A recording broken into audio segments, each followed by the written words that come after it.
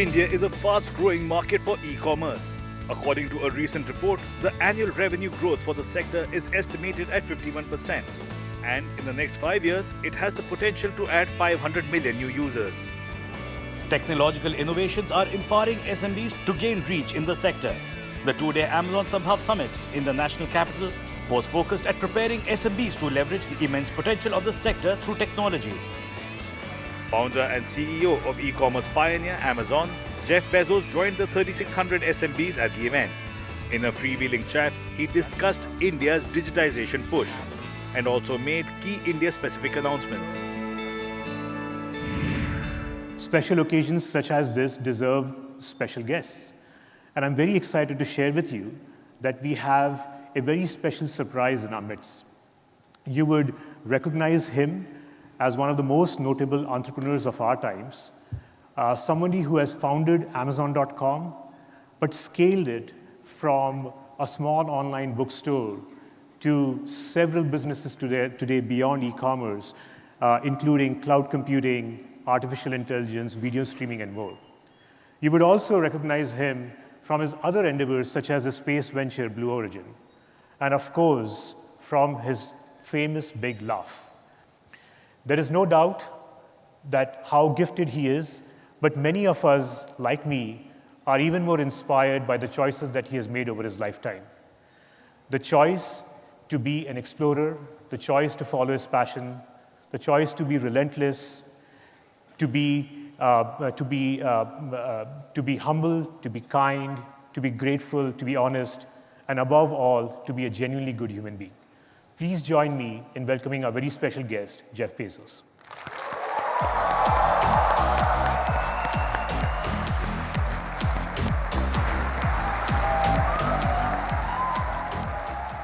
So thank you, Jeff, for joining us. It's great to have you here, and welcome to India. It's great to be here. I love India. Every time I come here, I feel very alive. It's an amazing place. Yesterday, I already had a chance to fly kites with a bunch of kids. That's a good day. So let's get started. You've spent your childhood in Texas. You have also spent some of your summers working on your ranch with your grandfather. I've heard you personally talk about these experiences very fondly. How have those summers played an influence on you? Well, I got very lucky because my grandfather was almost a third parent for me. And I spent all my summers on my grandfather's ranch from about age 4 to 16. And in the beginning, he could create the illusion for me when I was 4 years old that I was actually helping. But later, I actually was helping. And I learned so much from my grandfather because he was, and I think this is true of many people in rural areas, they're very self-reliant, they're very resourceful. They can get things done on their own. They don't just pick up the phone and call for help. And so we built our own barns, and he had a Caterpillar bulldozer that we would repair all the time, and fixing our own vehicles. He would even make he did all of his own veterinary work. He would suture up the animals, and he would make his own needles. I was always amazed by this. He would take a piece of wire and heat it with a blowtorch and pound it until it's thin and drill a little hole in the end and sharpen it and make his own needles and do his own veterinary work. Some of the animals even survived. It was incredible. But that kind of self-reliance that you see from people in rural areas it made a big impression on me. I know you may have been asked this question many times then, but I still think the audience would love to hear from you. How did you make the decision to take a chance to start Amazon.com? I mean, you were well settled, you had a great job. While it seems very obvious today, this must have been a difficult decision. Yeah, it was. I was living and working in New York City in 1994. I came across the fact that the World Wide Web was growing very quickly. It was tiny, but it was growing very fast. Most people had not heard of it. And I came up with this idea. The idea initially was very simple. It was to sell books online. And I went to my boss, who I liked a lot. His name was David. And I said, I have this idea to start this company to sell books on the internet. And he took me on a long walk in Central Park in New York. and listened to this idea in great detail, and he said, it actually sounds like a really good idea to me, but I think it would be a better idea for somebody who didn't already have a good job. And I thought about that. That made a certain amount of sense to me. And he said, why don't you think about it for 2 days before you make a final decision? And so I went away and I thought about this. And I was trying to figure out how to make this decision, because in the moment, personal life decisions, those choices can be very challenging. And I finally figured out for me the right way to think about it, which was I wanted not to have regrets. I pictured myself, 80 years old, and thinking back on my life in a quiet moment of reflection. Would I regret leaving this company in the middle of the year and walking away from my annual bonus and all those things that in the moment could be very confusing? And I thought, when I'm 80, I'm not going to think about that. I'm not even going to remember it. But what I will do, I know for a fact, I have this idea, and if I don't try, I'm going to regret having never tried. I'm curious, what would you have done if this bet didn't play out? I would be an extremely happy software programmer somewhere. It's fascinating to see, personally, I've been very impressed by how you have been able to scale as a leader, as a builder, as an operator, starting as a founder of a small online bookstore, but now being able to serve hundreds of millions of customers globally across many, many lines of businesses. And today in our audience, we have many entrepreneurs, small, medium businesses who have big dreams. Yeah. And I was wondering that if you have any advice to them as they scale their own businesses. I have always been figuring out how to hire people who could be my tutor, people who would teach me. And that is, if you ever get lucky enough to be hiring people, make sure you're hiring people not only that you can teach them what you know, but make sure you're hiring people who also are going to teach you things and that they can be your tutors. And that has been the secret to the scaling of Amazon all along the way.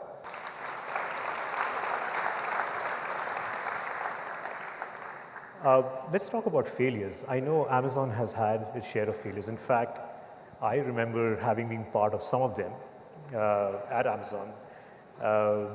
I'm curious to know, how do you think about failure, and how should we deal with failure when we see it? Well, Amazon is the best place in the world to fail.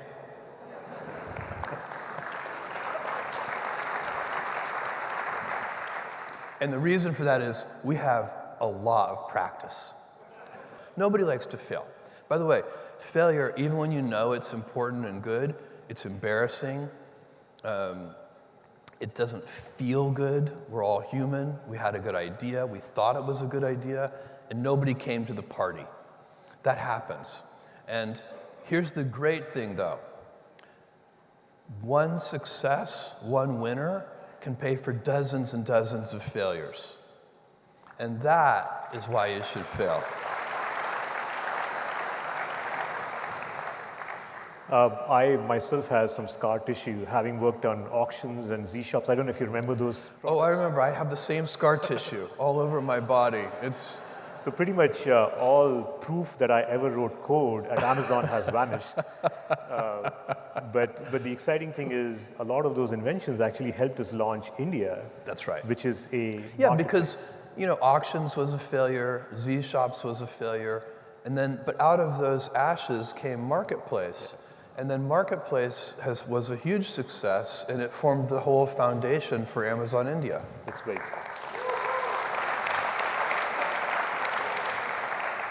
So just to change gears, Jeff, I'm curious if you could share, how did you get involved in space? That is e-commerce and now space. And maybe if you can share a little bit about what's Blue Origin up to and why that's important. Well, I have a company called Blue Origin that's building reusable space vehicles. It is a childhood passion of mine, first of all. I started getting interested in space when I was a 5-year-old boy, and I watched Neil Armstrong and Buzz Aldrin land on the surface of the moon. And I have been studying rockets and rocketry and rocket propulsion and space travel since I was a little boy. In high school, I read a book called The High Frontier by Jerry O'Neill, and started thinking about the idea of humanity expanding out into the solar system. I believe this is extremely important. We have a choice as a civilization. We can either have a life, and I'm talking about many decades from now or the next couple of 100 years. We have a choice. We can have a life of stasis, and because Earth is finite, and we are running into the limits of that right now when you look at things like climate change. Earth is a finite planet, and if we continue to grow and we continue to use more energy per capita, all of those things have brought us an expanding civilization and all kinds of wonderful things that we value, world-class medicine and vaccines and all these things as we've expanded. But we also use a lot of energy to produce those things. I think over the long run, again, I'm talking kind of hundreds of years, our descendants are going to move all heavy industry off of Earth. All the polluting industry will be done in space, where we have infinite resources for all practical matters.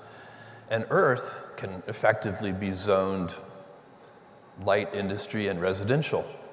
And Earth can be this amazing garden. We have sent robotic probes to every planet in this solar system.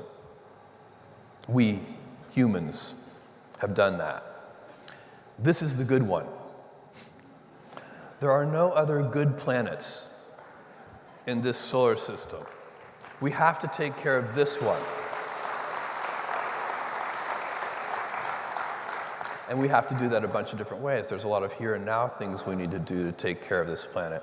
But long term, if we want to continue to grow our civilization and have the freedom to do that, we need to also use the resources of the solar system.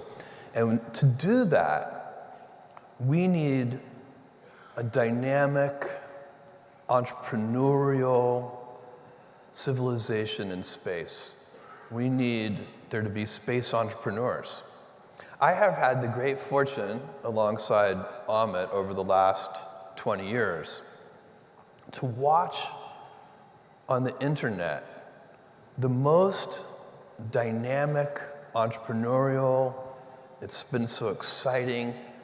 And what could happen on the internet is that 2 kids in a dorm room could build a company the scale of Facebook. 2 kids in a dorm room could build a company that today has a $500 billion market cap. That kind of dynamism cannot exist in space today. 2 kids in a dorm room can't build anything interesting in space. The cost of admission, the price of admission is just too high.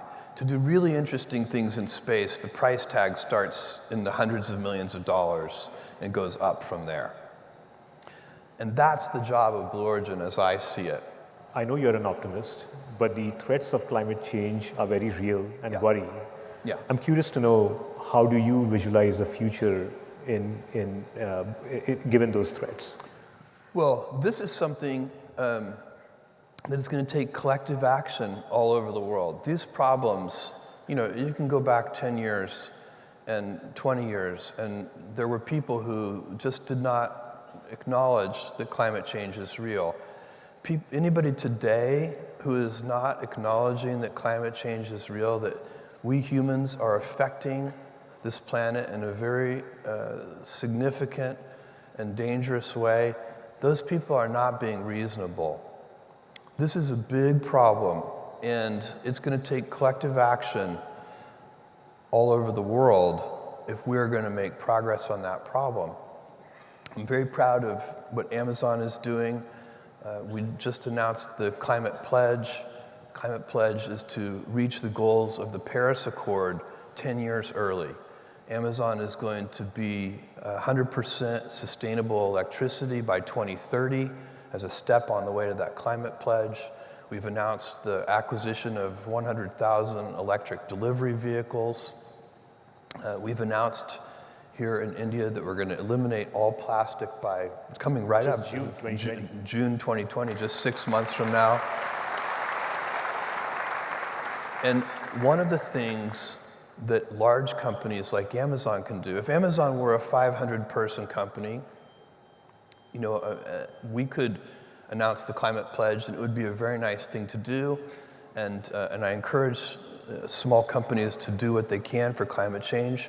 But when a large company like Amazon with 700,000 employees and a big global footprint, when we do something like the climate pledge, it really can be a needle mover. Because it's not just Amazon, it's our supply chain. All of the partners and companies and delivery companies that we work with, for us to meet that pledge, they have to meet that pledge. And so it has a multiplier effect when a big company like Amazon gets very serious about meeting the goals of the Paris Accord 10 years earlier, it can have a big impact.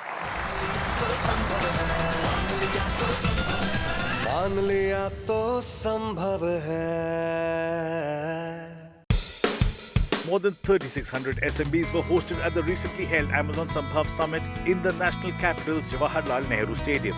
Gracing the occasion, Amazon founder and CEO Jeff Bezos gave some interesting insights from his life and made some key India-specific announcements in a fireside chat with Amit Agarwal, Senior Vice President and Country Head, Amazon India. Jeff, you're in the midst of thousands of SMBs in this room. And as I was just talking about, I feel the Indian SMB is very unique in their resourcefulness and inventiveness. In fact, I get emails from some of you, I get emails every day where they talk about how they're embracing technology and not just making a difference in their own business, but very meaningful impact to the people around them. I believe you have fondly referenced yourself as an SMB in the past, and you have something exciting to share, so would love to hear from you.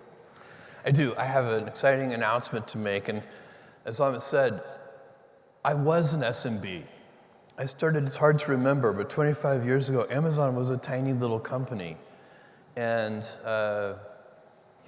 not only was I driving the packages to the post office myself, but I was wrapping them and preparing them and, doing all the things that small entrepreneurs do. Today, we're announcing that we're going to invest an incremental $1 billion in digitizing small and medium businesses. And thank you.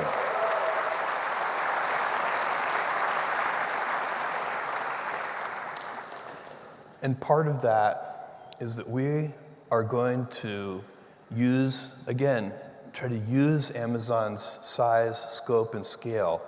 We're going to use our global footprint to export outside of India, to export $10 billion of Make in India goods by the year.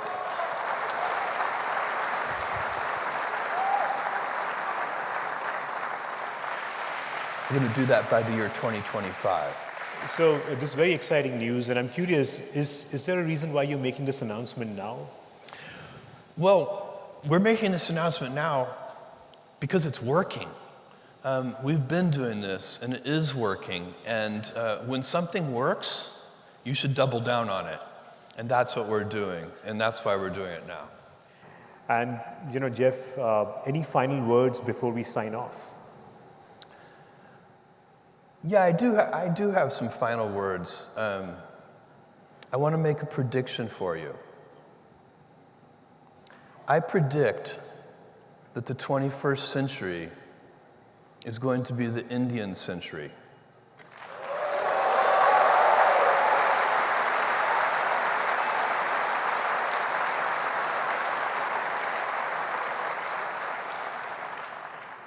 The dynamism, the energy, everywhere I go here, I meet people who are interested in self-improvement and growth. This country has something special. and it's a democracy.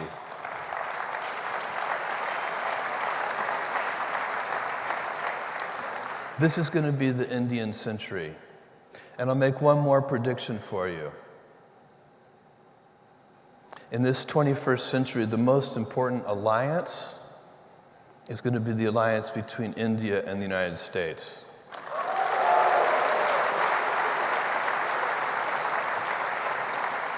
The world's oldest democracy and the world's largest democracy.